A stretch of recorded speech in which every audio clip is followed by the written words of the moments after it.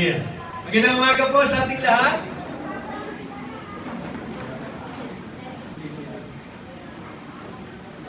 We welcome you with the love of the Lord, and this morning we will continue to listen on what God is saying to us this morning. So, i-continue ko na po, no? Hindi po prepared yung ating share about giving, but I believe giving is one part of what God has bestowed upon us. No? Yung iniligay po sa atin ng Panginoon. Na bilang mga anak ng Diyos, ang pagbibigay po ay hindi lamang patungkol sa mga bagay na tinatanggap natin sa Kanya about the finances, about the monetary things na pinagkakalob sa atin ng Panginoon. And of course, it is also given sa Panginoon na ang lahat ng ito ay alam niya. At ang lahat ng ito ay ibinibigay niya sa atin. Kaya nga, lahat daw ng bagay na pangangailangan ng tao ay pinagkaloob na ng Diyos para sa atin. At dahil tayo na nabubuhay ngayon sa kapanahunan na kung saan si Kristo ang tagapagligtas natin, ang bahagi ng pagliligtas niya sa atin ay hindi lamang buhay na walang hanggan, kundi buhay na sagana at buhay na ganap. Kaya nga sabi niya doon sa John 10:10, I came that the enemy or the devil came to steal, to kill, and to destroy. To kill yung mga pangarap, no, na nais ng Panginoon na maging ganap sa ating buhay. To destroy, sirain yung mga bagay at magagandang plano ng Diyos sa atin. And to kill, to steal, and ganyan. At patayin, no, yung mga bagay na nais ng Panginoon na mabuhay ka sa plano ng Diyos para sa atin. Jeremiah 29:11 says na batid ng Diyos ang magagandang plano niya para sa atin. Mga plano na para sa ating kabubuti, hindi para sa ating kasasama, kundi mga kinabukasan, puno-puno ng pag-asa. That's why Jesus declared, I came that you may have life and you may have it more in abundance. So, ibig po sabihin, ang buhay mo ngayon, nabubuhay ka sa overflow ng Lord, sa abundance, sa kasaganahan ng biyaya ng Diyos. Amen po ba? At ang kasaganahan yan, parte nun ay ang pagpapalang pinansyal. At dahil pinagpapala tayo ng Diyos at pinagkakatiwala sa atin ng Diyos ang mga bagay na nais niyang padaluyin sa ating buhay, kasama po dito yung ating pagbibigay. Hindi lamang po in terms of our money, no, in giving to the church, but more so the things that you are spending more of your time or yung buhay mo para sa Panginoon. At isa ito sa nais ng Diyos na makita natin, no, at maranasan natin. Your coming here every Sunday signifies that you are overflow with what God is doing in your life. Amen. Kaya ka narito kasi unang-una gusto mong pasalamat sa Panginoon. Gusto mong patuloy na ibigay sa Kanya ang mataas ng papuri at pagsamba. And coming here is already a sign that you are giving your time, your whole being, no, in coming here, in praising and worshiping our God. That's why when you come here and giving your envelope with your tithes or with your offering, is a sign of worship, is a sign of thanksgiving, is a sign na we're in, God, I want to bless you. Of course, hindi po kailangan ng Panginoon ng ating mga finances because He is the resources, no, resources or source ng ating lahat ng mga pagpapala. At nais lamang natin ibahagi ito sa simbahang ating pong kinabibilangan. Na sa pamamagitan po ng simbahang ito ay pinalalago ng Diyos ang buhay natin. That's why we gather together in fellowship. A church is a gathering of all believers, no, in worship, in prayer, in eating together, and in listening to the Word of God. And our giving is just a response of what God is doing in our life. Kaya po tayo nagbibigay kasi response po natin to all. Mas Tagalog ng response. Yung tugon, no, sa kabutihan ng Diyos sa ating buhay. Amen. At alam niyo po ba, kanina pa lamang, no, as we gather here this morning at 9 a.m., the Lord has already spoken to us sa kanyang mensahe. At sinagot nga ito nung tayo lalo na nung tayo umawit. At isa yun sa nais ng Panginoon na makita natin. Yung first song pa lang po natin, no? Kanina nag-start pa lang mag-practice yung worship team. Sabi ko, Lord, nag-speak ka na sa amin. And I believe God have already finished everything na sinabi niya sa atin. Even in our worship, kanina, no, nag-start po tayo. Ang sabi po ng first song, di ba? Bless the Lord, O my soul. Why? Why do you bless the Lord with all of your soul? Sabi niya gano'n, I am living in the overflow. Which means, this morning, nais ng Panginoon na mag-umapaw, managana ang presensya, ang biyaya ng Diyos sa ating kalagitnaan sa umagang ito sa pamamagitan ng kapangyarihan ng Kanyang banal na Espiritu Santo. Amen. At hayaan po natin na ito po ang patuloy na maranasan natin this morning. So as you give, naglagay na ba kayo ng mga envelope niya? Let's continue to thank the Lord, no, of His goodness. Amen. John 15:26 to 27. We'll continue. Good morning, engineer. Hallelujah. Yan. Ikaw na pala ngayon ang tigalagay, Arman, ha?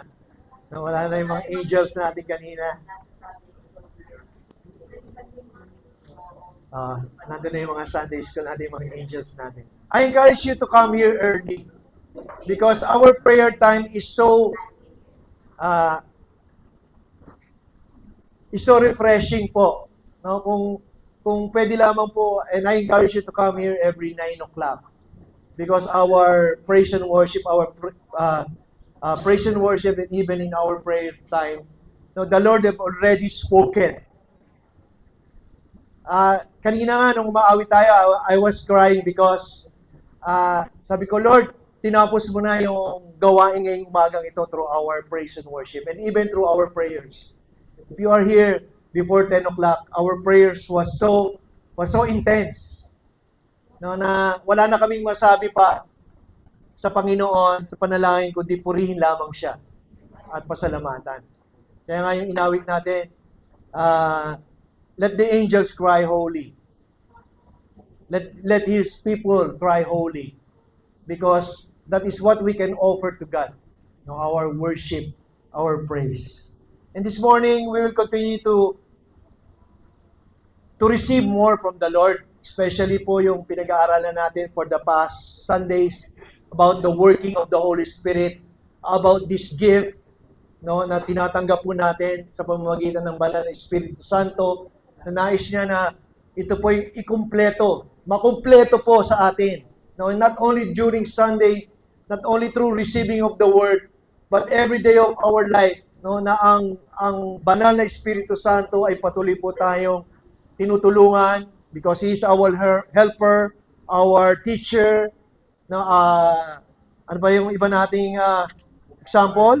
Tagapayo, tagapagtaguyod, our Savior, our strengthener.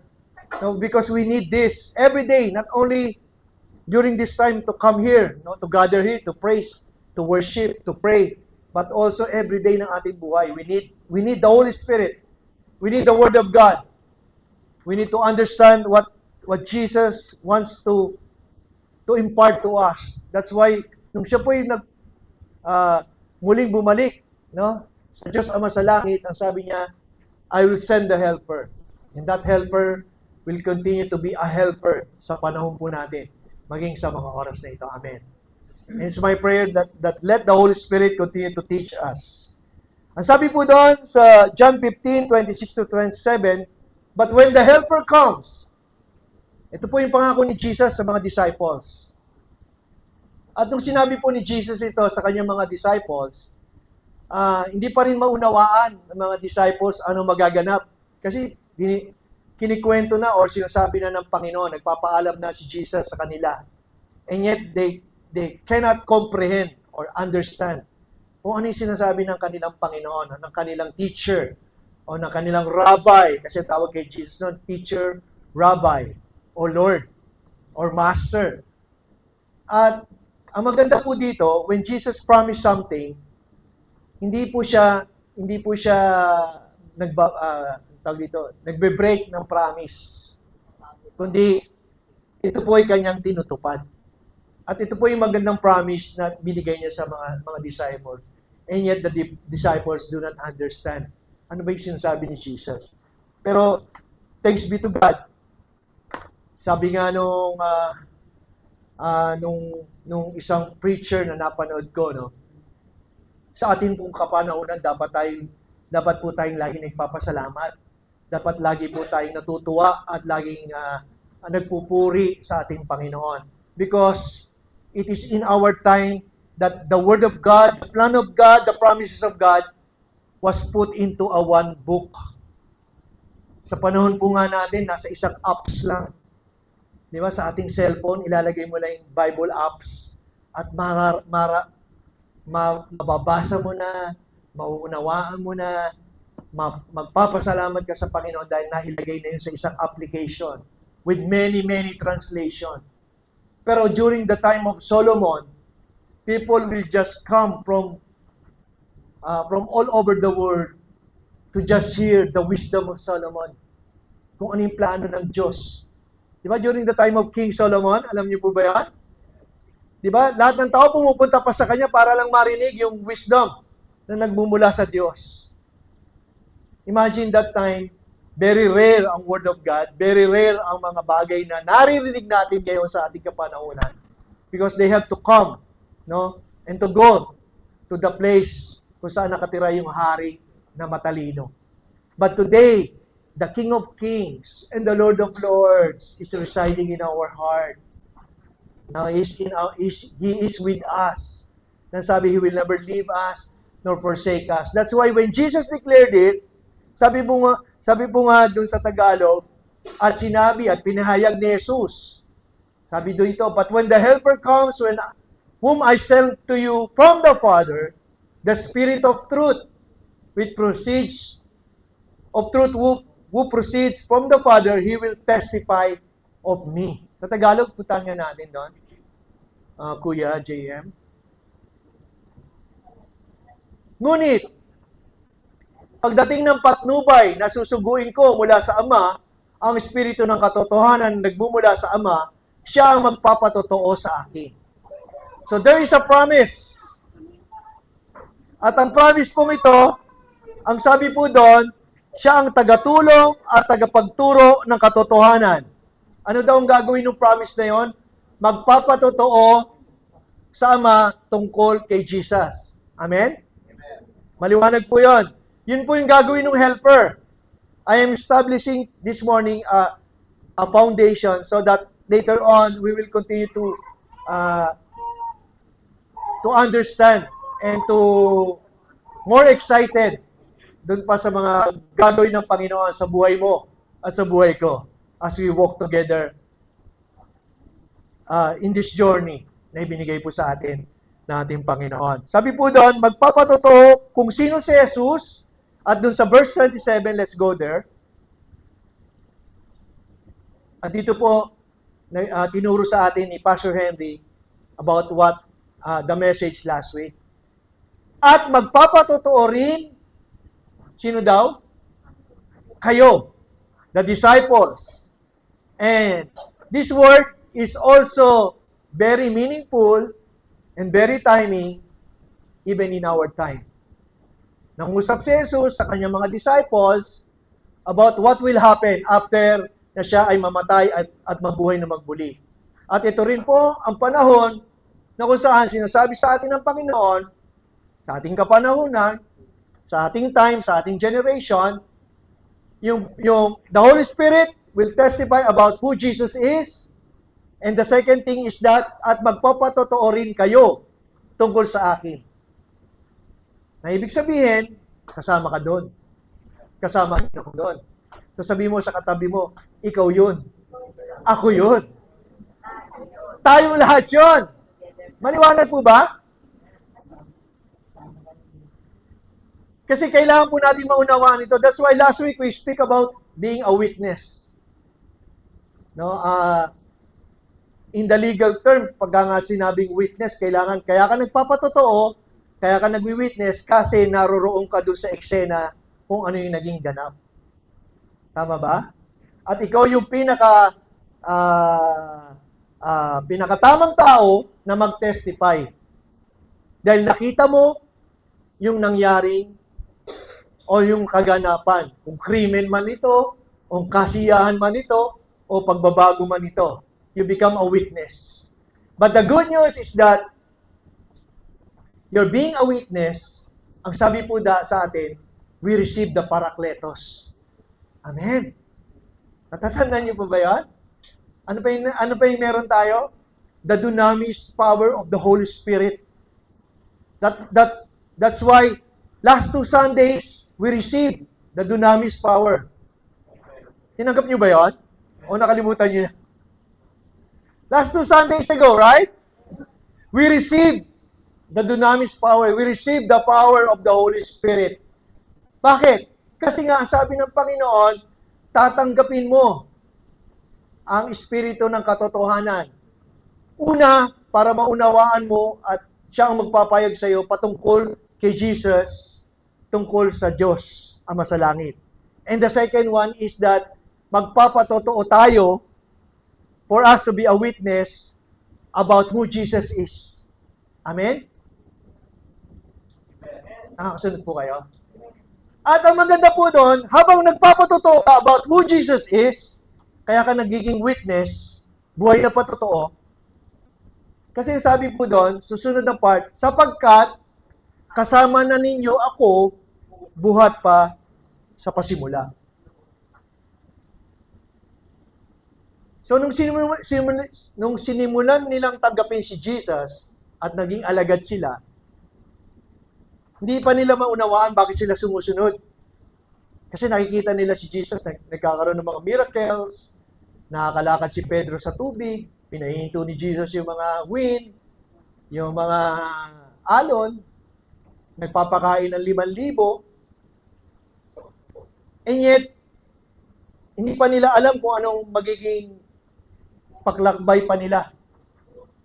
Because Jesus will remain with them for only 3.5 years. Pero after that, tinanggap nila ang regalo. At ang regalong yan, ang nagbigay sa kanila ng kalakasan para magpatuloy. And that is the Holy Spirit. Napag-aralan po natin yan for the last, I think, 3 or 4 Sundays. And today, God wants us to receive more about what this Holy Spirit can do in our life. Amen. Amen. Kaya nga po nung nagdunamis time tayo with the Lord last 2 Sundays ago, when you come here forward and being prayed for by Pastor Henry, I believe you received something from the Lord. And you asked something from the Lord.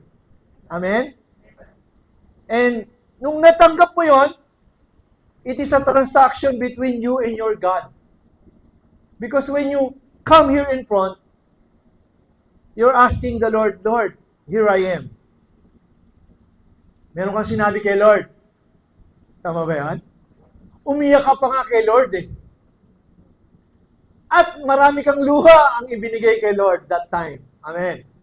Hindi ka lamang umiyak kasi marami nag-iyakan. Umiyak ka kasi alam mong naroon ka sa presensya ng Panginoon. And I believe you received something from God. And that's why God is now telling unto us na you have something in you that you have to make patotoo. Amen. Kaya katotohanan po yung tinanggap natin last 2 Sundays ago. That's why last Sunday, God wants us to be a witness. At ito rin po ang sinasabi sa atin ng Panginoon, na magpapatotoo rin kayo tungkol kay Jesus, tungkol sa akin, sabi ni Jesus, sapagkat, ano daw, kasama na ninyo ako, buhat pa sa pasimula. And the time that you come here,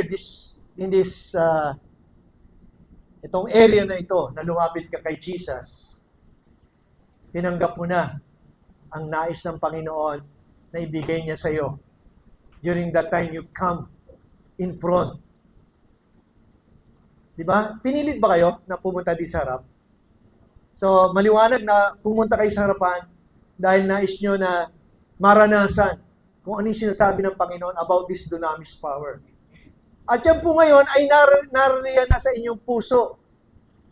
Naninirahan na sa inyong buhay. Kailangan lamang ay magkaroon ng kapahayagan or pagpapatotoo. Amen. So maliwanag, you are on the right track. And at ang sabi ng Panginoon, it's time for you to go. To be a witness. Amen. At ito po ang tatalakayin natin ngayon. Sabi po dun sa Romans chapter 14, verse 17. Meron po kasi istorya sa Bible, in the book of Romans, sinabi ito ni Pablo sa mga taga-Romans. At ito rin minsan na nagiging problema ng mga simbahan. At nais ng Panginoon na alisin natin ito ang mga ganitong sistema. Dahil ito ang nagpapabagal sa atin para gawin natin yung pinapagawa sa atin ng Panginoon sa ating kapanahunan. Even during that time. Kasi ito po yung nakita ng mga taga-Romans during that time, nag-aaway-away po sila. Kaya Paul declared these things. For the kingdom of God is not eating and drinking. Imagine that. Na parang, even pala yung eating and drinking, problema na during that time. Kung titingin nyo naman talaga, nung the fall of men, it is because of eating pa rin, di ba? Kaya nagkasala yung tao, yung unang tao. Kinain nila yung pinagbabawal na prutas. Because of the desire, kung ano man yung meron na yon. Pero hindi lamang daw nabubuhay ang tao doon. Kaya nga, ang kaharian daw ng Diyos ay hindi tungkol sa pagkain o inumin. Kasi during that time, nagtatalo-talo po. No, meron din kaguluhan sa isang simbahan. Problema rin nito ng mga Corinthians eh. At even during those time na sinulat ito ni Pablo, ito rin yung naging problema. Pero hindi po tayo pupunta doon sa problema. Pupunta tayo doon sa solusyon ng isang problema. Amen. Sino dito may gusto problema? Taas sa kamay. Sino dito ang gusto ng solusyon sa problema? Taas sa kamay. Amen. At ang sabi mo doon, for the kingdom of God is not about eating or drinking, but righteousness, peace, joy in the Holy Ghost or in the Holy Spirit. May kanta meron po isang kanta about these things eh. Alam ni Pastor Henry, gusto nyo pakanta ko sa kanya. Righteousness, peace, joy in the Holy Ghost. Righteousness, peace, and joy in the Holy Ghost. That's the kingdom of God. Sunday school po yun. Kasi hindi kayo nag-Sunday school, kaya hindi nyo alam. Ang sabi po doon, may tatlong bagay, no? Sapagkat ang kaharian ng Diyos ay hindi tungkol sa pagkain o inumin, kundi tungkol sa matuwid na pamumuhay, righteousness. Magandang relasyon sa isa't isa, peace. Kagalakan mula sa banal na espiritu, joy. And that is what the Holy Spirit wants to testify to you this morning. Na meron ka na. Na dapat na nag-overflow sa'yo.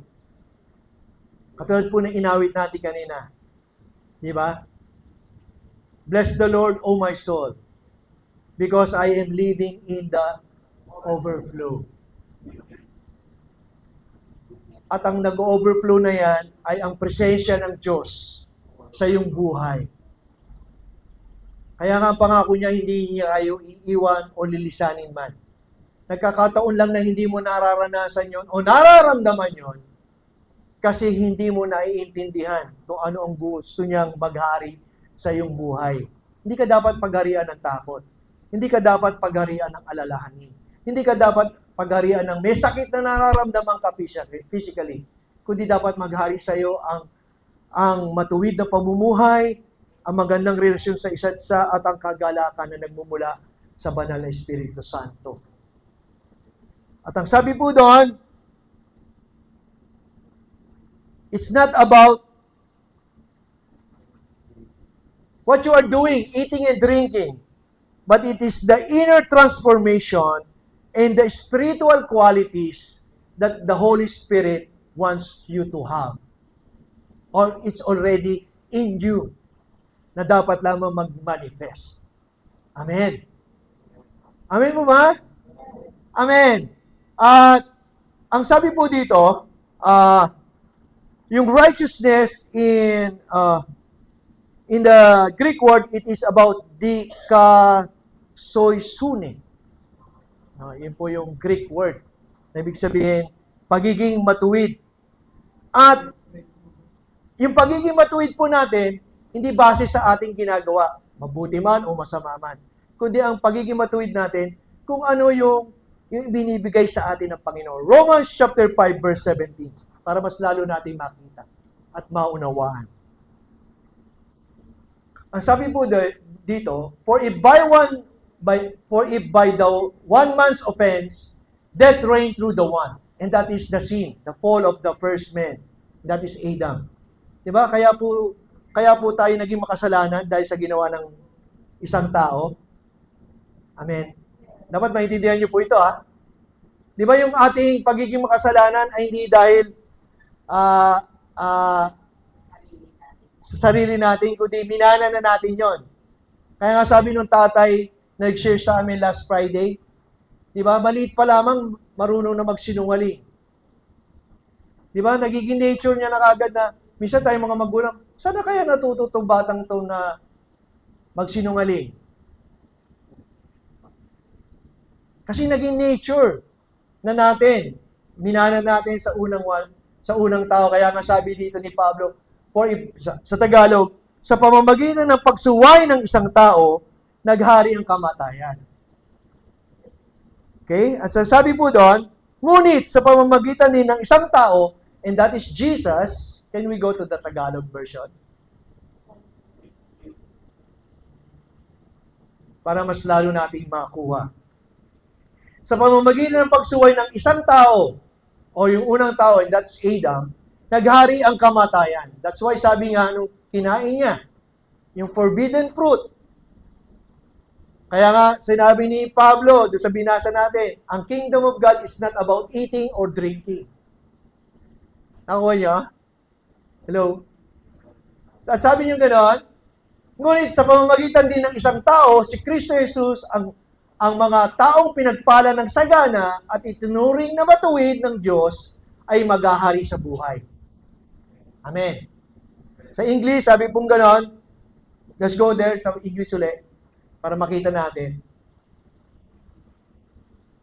For if by one man's offense, death reigned through the one, much more. Ito po yung keyword na gusto kong i-share sa inyo this morning.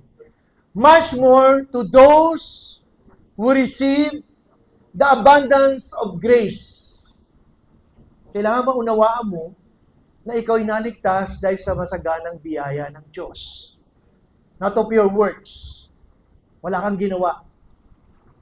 Tandaan po natin, tinanggap natin ng kaligtasan, wala tayong ginawa. Tandaan nyo rin po, nagkasala tayo, wala tayong ginawa. Because of one man's offense, sabi po doon sa Bible, right? Tayo naging sinners. So yung pagiging makasalanan natin, minana natin. Wala tayong ginawa, di ba? Naunawaan niyo po ako. How much more, nung si Kristo ay pumirito sa lupa, at ginawa niya yung kaligtasan para sa iyo at para sa akin, may ginawa ka rin po ba? Wala rin. Tama po ba? At dahil doon, sagana ang kabutihan ng Diyos para sa iyo at para sa akin. Ang kailangan mo lamang manampalataya, maniwala, tanggapin. Kaya nga sabi mo ganon, much more to those who receive. Hello? Sabi po sa Tagalog, hindi kasi binanggit doon yung yung word na receive. Sabi kasi sa Tagalog, at sa pamamagitan din ng isang tao, si Jesucristo, ang mga taong pinagpala ng sagana at itinuring na matuwid ng Diyos ay maghahari sa buhay. That is, ito po yung isang keyword dyan. Much more to those who receive. Last 2 Sundays ago, you received the dunamis power of the Holy Spirit. Hello? Amen. At yung pagbigay niya sa atin ng kapangyarihan ng Banal na Espiritu Santo, hindi po nag-hold back si Jesus o ang presensya ng Panginoon sa atin that Sunday. Amen. Hindi po siya, nung pinag-pray si Eric, Hindi sinabi ni Pastor Henry na, in the name of Jesus, 50% you receive the power. Ganun po ba nag-pray si Pastor Henry sa inyo? Pinag-pray po ba kayo ni Pastor Henry? Narinig niyo yung prayer niya? Narinig niyo? Hindi. Narinig niyo? Si Eric narinig. Yung iba kasi iyak na lang na iyak. Pero nung tinanggap niyo yan, hindi mo rin siya tinanggap ng 50%. Tama po ba? Parang wala akong kausap. Nung tinatanggap mo yung pag-prayer sa ni Pastor Henry with the anointing oil, hindi mo sinasabi, Lord, I receive the 50%. And then yung sinabi ni Pastor Henry, I give to you the 50%. Nag-establish po ako dito ng principle so that you will understand.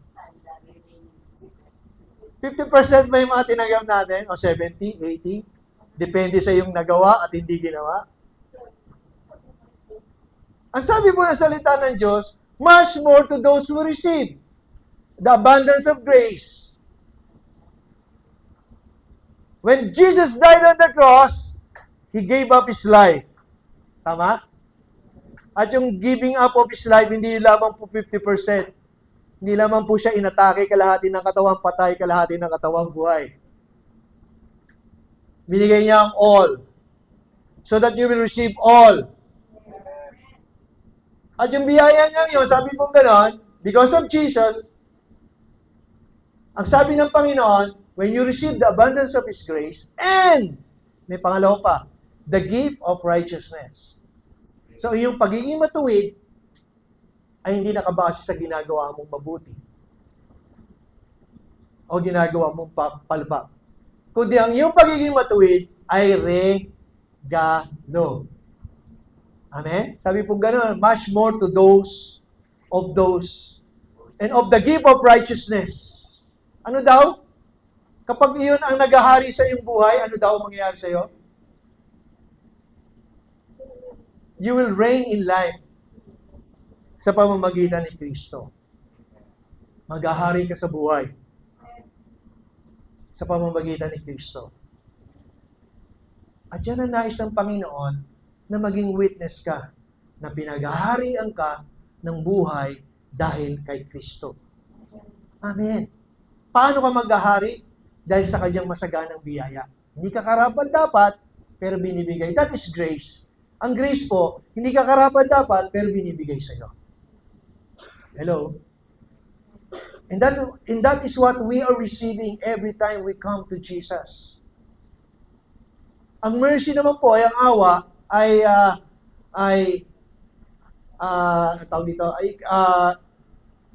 ano nga ba ang great explanation ng awa? Binibigay sa iyo kahit ikaw ay karapat-dapat. Nagkakaintindihan po ba kayo? Tayo. Kaya nga sabi po doon sa Hebrews, enter boldly into the throne of grace with grace and mercy. So pwede tayong lumapit sa presensya ng Panginoon. Amen. At ang banal na Espiritu Santo ang lagi nagpapaalala sa atin. Kaya nga sabi ng pinag-aaral natin, the Holy Spirit is our helper, our teacher, tagapagtaguyod, tagapayo, Savior, ano pa? Ang dami natin pinag-aralan. And that's why God wants us to live in the kingdom of God. At ang kingdom of God, sabi po doon, it's not about eating or drinking, but of righteousness, of peace, and of joy. Okay? And it's a gift. Gift of righteousness. Pag sinabing regalo, binibigay sa iyo ng libre. Tama po ba? Katulad ko ngayon, niregaluhan ako, hindi ko po tinago doon sa karton yung niregalo sa akin. Isinuot ko na ngayon. Why? Because I want to display yung regalo na ibinigay sa akin dahil iyon po ang nagbibigay sa akin na ang Diyos ko po ay mabuti. Amen. Hello? Niregaluhan ka ng relo. Ano gagawin mo sa relo? Itatago mo ba yan? Isusuot mo. Tama po ba? Kaya pag tinanong ka, pag nilapitan ka, ang relo mo ay Rolex. Nilapitan kang ganon. Sabihin sa'yo, ay, Eric, anong oras na sa'yo? According to my Rolex watch, hindi naman namamasing may mga bago relo. Di ba? Lagi nakaganyan. Natatawa tayo pero totoo. Cellphone, di ba? Pag bago, lagi mo nga hawak eh. Hindi mo nga lalagyan ng cover para makitang iPhone. Hello? Natatawa tayo pero yun po totoo. Pero ang pinakamagandang regalo ang tinanggap natin sa ating Panginoon is the gift of righteousness. Hindi sa'yo karapat-dapat pero binibigay. Diba? Hindi ko karapat-dapat na tanggapin ito pero binigay po sa akin. Why? Because that person who gave this gift is living in the overflow. Amen. Kaya nga kapag katuwan-tuwa ka, di ba? Madali sa'yo magbigay kasi nag-overflow ka. Pero the greatest gift na tinanggap po natin kay Jesus is the gift of righteousness. Why? Because God wants you to reign in life through the one. Amen. Okay, number 2. Ano po yung sabi? Peace. Irene in Greek word. I-E-I-R-E-N-E. Irene. Which means the inner tranquility. Ano po ba sa Tagalog yung tranquility? Kapanatagan. Di ba pagka yung mga nagwawala, sasaksakan ng morphine, tranquilizer para daw pumanatag.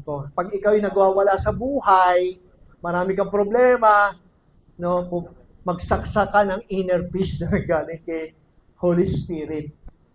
Amen? Kasi sabi po doon, peace, the inner tranquility and harmony with others as a state of being at peace with God and fellow believers. Amen. So, yung inner peace pala nang gagaling sa Diyos ay parang tranquilizer na nagpapanatag ng iyong damdamin at ang iyong puso na punong-puno ng takot at hinanakit sa mga bagay-bagay na pinagdadaanan mo sa buhay. Kausapin mo ang Diyos, hayaan mo na maghari ang Banal Espiritu Santo na nananahan na sa ating buhay upang payapain ang ating magulong isipan at damdamin. Amen. Kaya pagka panatag ka po, may maganda kang relasyon sa iyong kapwa. Hello? Kaya nga di ba sabing ganon? Righteousness, peace, joy in the Holy Spirit. Third one. Ano yung third one? Joy. Ano yung joy sa Greek word? Chara. So alam na natin yung joy. Jesus over you. Your situation, your problem, your sicknesses, your circumstances, let Jesus take over sa iyong buhay. At yung J-O-Y ang tatanggapin mo mula sa Kanya. Amen. And amen. And amen. Dito po tayo magtatapos sa Galatians chapter 5, verse 16 to 25. Nagkakaunawaan na po ba tayo? Nagkakaintindihan po ba tayo? No? That righteousness, peace, joy in the Holy Ghost or in the Holy Spirit. This is what we are to witness. To become a witness. Kaya kita nyo, pag nag-share kayo about the good things that the Lord has done in your life, ang unang nagmamanifest sa'yo, hindi ka karapat-dapat, pero pinapayag mo ang mabuting balita. Why? Because hindi ka dating karapat-dapat, pero naging karapat-dapat ka dahil sa biyaya ng Diyos at pinapahayag mo ang kanyang kabutihan. Amen? Lalo na yung mga taong nakakilala sa iyo noon, di ba dati ano ka, adik, dati ganito ka, dati kang mangingino, pero ngayon, nagpapahayag ka na ng salita ng Diyos. Amen? Hindi ka karapat-dapat, pero ipinapahayag mo ang kabutihan ng Diyos. Amen. At doon nakikita ang pag-ibig ng Diyos sa iyong buhay. Di ba yung sharing sa inyo ni Pastor Henry about how God transformed me? Di ba sinare niya yan? Hindi siya nag-witness, ako nag-witness sa kanya. Natatandaan niyo yun. Ayaw niya ako imbitahan sa church, pero ako nagpapaimbita. Di ba? Ibang klase yon. Okay, Galatians chapter 5. Beginning from verse 16. Medyo mahaba ito, pero dito po tayo magtatapos. As you yield freely and fully to the dynamic life of the power of the Holy Spirit, ikaw po ito ang salita po ng Diyos ay nangungusap sa iyo at sa mga nakikinig sa atin through online. Ang sabi po doon, as you yield freely and fully to the dynamic life and power of the Holy Spirit, remember you received the dunamis power.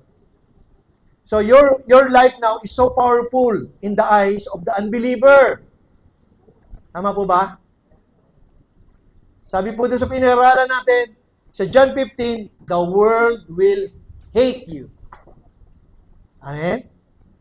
Tama ba? Tama yan? Kamumuhian ka ng mundo. Why? Because you are in the kingdom of light. At dahil kamumuhian ka, mas lalong nagiging outstanding ang iyong pagiging Kristiyano. Why? Because they see Jesus in you. Di ba, pag may iniimbitahan kang non-believers, sabi niya, bro, next time na ako pupunta dyan. Bakit naman? Baka masunog ako. Di ba, miss? Di ba yung mga hindi pa noon umaten sa Bible study, yun ang ano niyo? Ayaw nyo umaten kasi nga masusunog kayo. Pero hindi naman kayo literally nasusunog. Di ba yung mga excuse natin, hindi mo na ako pupunta dyan, bro, baka masunog ako. Nasunog ka ba? Hindi naman, di ba? Okay, ang sabi po doon, as you yield freely and fully to the dynamic life and power of the Holy Spirit, you will abandon the craving or your self-life. Kasi yung self-life natin, di ba lagi taliwas doon sa gusto ng sinasabi ng salita ng Diyos. Pwede po tayong pumunta sa Tagalog na lang, kuya, para mas lalo tayo magkaintindihan. Sa Tagalog na lang tayo. Sabi po doon, sinasabi ko sa inyo, mamuhay kayo ayon sa Espiritu at hindi ninyo pagbibigyan ang mga pagnanasa ng laman. Okay, yung flesh. Sabi nga ni Pablo, no, the kingdom of God is not about eating and drinking. Di ba? Yan yung madalas nating eating and drinking. Masaya tayo pagka busog. Kausapin mo yung taong gutom. Mahirap kausapin, mahirap ang ulo. Okay? Then let's go on, verse 17. Sapagkat ang mga pagnanasa ng laman ay laban sa kagustuhan ng Espiritu. At ang kagustuhan ng Espiritu ay laban sa pagnanasa ng laman. So if you live in the flesh, and if you live in the Spirit, nagko-kontra yun. Katulad na lang ng Sunday na pagpunta mo dito, marami kang dahilan para hindi umattend ng Sunday service o ng church. Marami ko labada, masama ang pakiramdam ko, may pupuntahan ako, may uunahin ako, may trabaho ako, kahit araw ng linggo. Hello? Tama? Yun yung sinasabi ng nararamdaman mo at sinasabi ng iyong naririnig. Kaya, pero ang sabi, Sunday is for the Lord. Maliwanag, even in the creation, nagtrabaho ang Lord ng 6 days, on the 7th day, nagpahinga siya. Tama mo ba? So even the Lord rested on the 7th day. So even during Sunday, dapat naririto ka sa presensya ng Panginoon. Simpleng explanation ng pagnanasa ng laman at ang kagustuhan ng Espiritu. Amen? At dahil narito ka sa araw ng linggo, praise the Lord. Sinunod mo ang sinasabi ng Espiritu Santo. Magkalaban ang dalawang ito, kaya napipigilan kayo sa paggawa ng nais ninyong gawin. Amen? Let's go on. Verse 18. Kung pinapatubayan kayo ng Espiritu, wala na kayo sa ilalim ng kautusan. Okay? Kasi di ba yung sa law of Moses, you break one, you break all the laws. At ikaw ay hindi na pinapatubayan ng ganon pag-uugali o pagkilo sa iyong buhay. Ikaw ay pinapatubayan na ng banal na Espiritu Santo. Kaya importante po, nung kayo pumarito dito last 2 Sundays ago to receive the dunamis power of the Holy Spirit, you are not living in the flesh. O kung meron mang sinasabi sa iyo yung flesh, ang sasabihin mo, I am no longer. It's no longer I that live, but Christ that lives in me. Amen. Susunod na verse. Hindi may kakalya ang mga gawa ng laman. Pakikiapit, kahalayan, kalasuan. This is what the law is saying. Okay? Let's go on. Pagsamba sa Diyos-Diyosan, pagkukulang, pagkapuot, pag-aaway-away, pagsiselos. Yung mga nauna, hindi tayo masyado apektado doon. Ito po tayo eh. Pagkapuot, pag-aaway-away, pagsiselos, pagkakagalit-galit at kasakiman.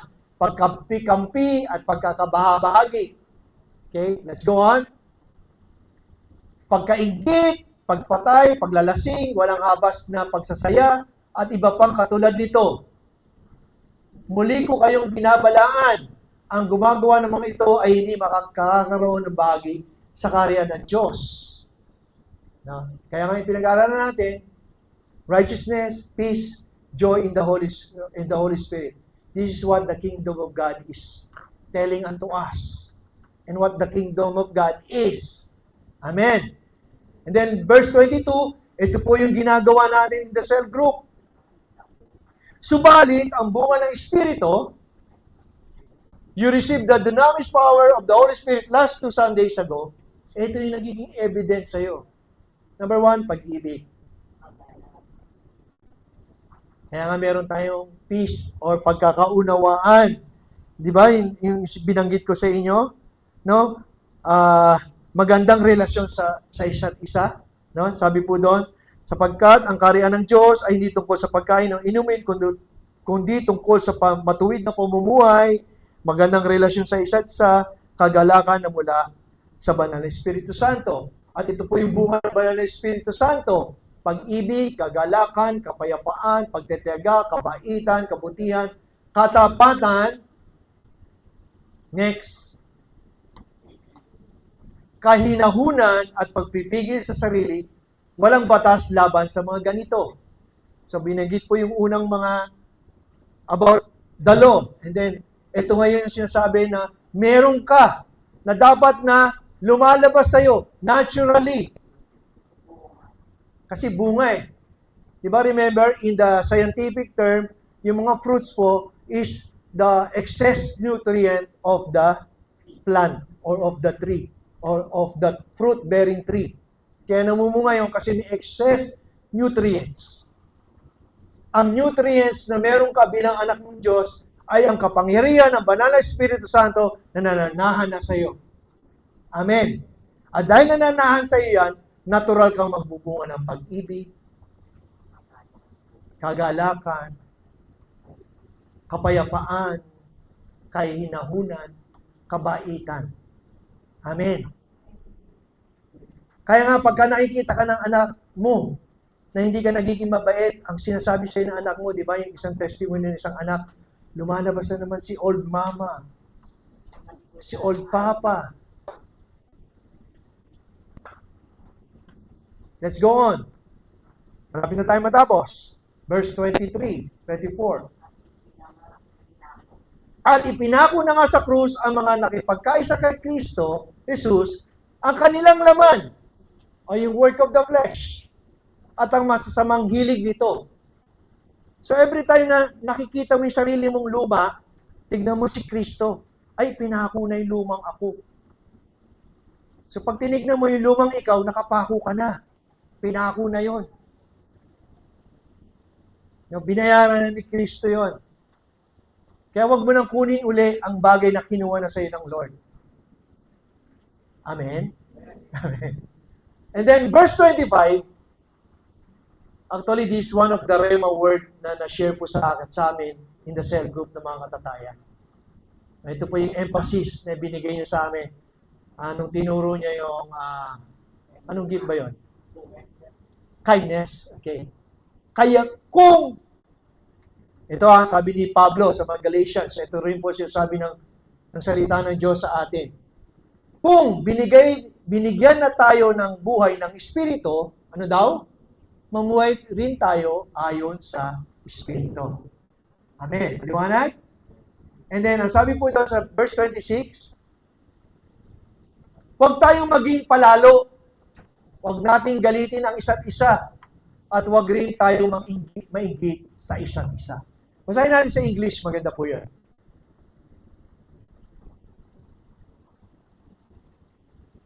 Sa The Passion Translation. Sabi po doon ng Word of God, so, may we never be arrogant. Verse 25 pala, sorry.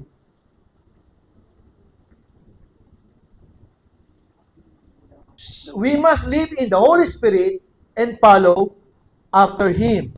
Okay, sabi po doon sa, if the Spirit is the source of our life, we must allow the Spirit to direct every aspect of our lives. Galatians 5:25. Sabi po doon, if the Spirit is the source of our life, and which is Jesus, na meron na tayo, ang sabi po doon, we must allow the Spirit to direct every aspect of our lives. So this morning, we receive the dunamis power of the Holy Spirit. At ang sabi pa nga doon sa pag-aralan natin, the Parakletos that is in us, no, that will never leave us nor forsake us. So ang kailangan lamang natin is to manifest what we have. Amen? Ipahayag natin kung sino tayo. I will give you an example. Alam niyo yung trabaho ng isang ambassador? Ambassador. Ambassador ako ng Pilipinas. Pero nakatira ako sa Switzerland. Sarap na. Nasa Switzerland. Pero ambassador ako ng Pilipinas sa Switzerland. So I represent Philippines in that land. Amen? Every time na may makakausap akong Swiss or any nationals, I represent the Philippines because I am the ambassador of the Philippines. Amen? Today, you are an ambassador of Christ. Amen. So every time someone approach you, you represent Christ. Amen. So anything that pertains to your life, it's all about Christ. Amen po ba? Kaya nga last week, pinag-aralan natin to become a witness, a powerful witness. Amen? Di ba, isang example nito, kapag merong magandang nangyayari sa buhay mo, pumasa ka sa board exam, you represent, engineer ka, or accountant ka, or CPA ka, or doctor ka, you represent yourself as a doctor. You act like a doctor. No, your profession is to become a doctor. Tama po ba? Hindi mo ipipilit na ikaw isang engineer kahit doktor ka. Amen? Same thing about your life. That is in Christ. Na mas lalo mong ipagyabang at ipagmalaki kung sino ka. Amen? Hello? Amen. This morning, it is my prayer. No, katulad ng inaawit natin, bless the Lord, O my soul. I am living in the overflow. Your overflow will always come on who God is in your life and what He is doing sa buhay ng bawat isa sa atin. Amen. And the kingdom of God is not about eating or drinking, but of righteousness, of joy, and peace in the Holy Spirit. Amen. Let's all rise up.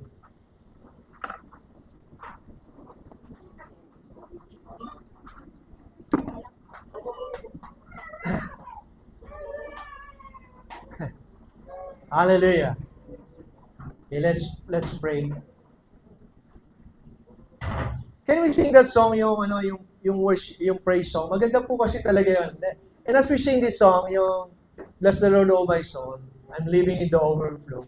Let's declare it because God wants to overflow in our life. At kapag po tayo nag-overflow, madali po tayong mag-share eh. Di ba? Madali po nating ipagmalaki dahil nag-overflow ka ng joy ng Lord, ng peace ng Lord, ng love ng Lord, ng goodness ng Lord. Amen? And this morning, God wants us to overflow so that we might become an effective witness of who God is. Hallelujah! Oh, we bless your name, Lord. We bless your name, Jesus. Panginoon, marami pong salamat na sa umagang pong ito, Panginoon, nag-umabaw ang iyong biyaya sa aming kalagitnaan, Panginoon. We will continue to bless the Lord and honor you, O God. And thank you, Jesus, that this morning you continue to remind us, Lord, of who you are and what you have done sa aming pong buhay. Patuloy pong mapumapaw ito, Panginoon, ang kagalakan, ang kabutihan, ang pagmamahala ng iyong kapayapaan, Panginoon, for us to become an effective witness of who Jesus is sa aming buhay, Lord. Maraming pong salamat sa umagang ito, Panginoon. Patuloy mo pong pagpalain ang bawat isa at pagarian ng iyong pag-ibig at masaganang biyaya at ang regalo ng pagiging matuwid upang kami maghari sa aming buhay kasama ni Kristo Jesus na aming Panginoon at tagapagligtas. Maraming pong salamat. In Jesus' name we pray. Amen.